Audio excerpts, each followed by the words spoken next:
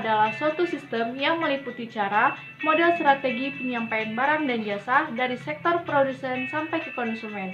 Rangkaian proses penyampaian ini banyak variasinya yang mempengaruhi keadaan sosial budaya dalam perekonomian masyarakat. Masih menurut Kotter, ia juga mengatakan bahwa saluran tata niaga terdiri dari serangkaian lembaga tata niaga atau perantara yang akan memperlancar kegiatan tata niaga dari tingkat produsen sampai ke konsumen. Lembaga-lembaga pemasaran yang terlibat dalam proses pemasaran terdiri dari tengkulak, pedagang pengumpul, pedagang besar, agen penjualan, hingga pengecer. Menurut Sekertawi, efisiensi pemasaran yang efisien adalah jika biaya pemasaran lebih rendah daripada nilai produk yang dipasarkan, maka akan semakin efisien untuk melakukan pemasaran. Aktivitas pemasaran merupakan hal yang paling penting dalam sistem agribisnis, mulai dari penyediaan sarana produksi pertanian, usaha tani, pemasaran, dan pengolahan hasil pertanian, serta subsistem penunjang, pembiayaan atau kredit, intelijen pemasaran atau informasi pemasaran. Tujuan dari pemasaran yaitu menjembatani apa yang diinginkan produsen dan konsumen dalam melengkapi proses produksi.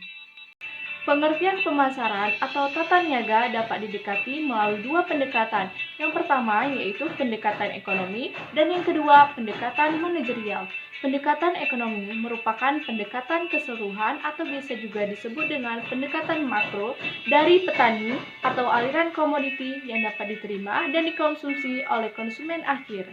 Pengertian distribusi secara umum adalah penyaluran barang hasil produksi dari pihak produsen ke tangan konsumen. Menurut Teguh Budiarto dalam bukunya Pemasaran Internasional, ia mengemukakan bahwa distribusi merupakan kegiatan pemasaran yang berusaha memperlancar serta mempermudah penyampaian produk barang maupun jasa dari produsen ke konsumen sehingga penggunaannya sesuai dengan yang diperlakukan.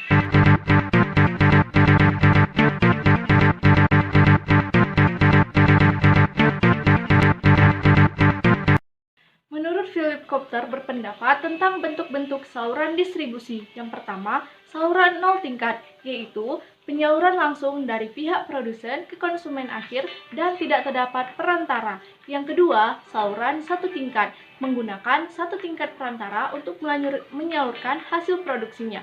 Perdagangan perantara yang digunakan adalah pengecer untuk barang konsumsi dan agen penjualan atau broker untuk barang industri. Yang ketiga, yaitu saluran dua tingkat. Di sini terdiri dari dua tingkat perdagangan perantara. Untuk barang konsumsi digunakan perdagangan besar dan pengecer, sedangkan untuk barang industri digunakan penjualan dan para perdagangan besar.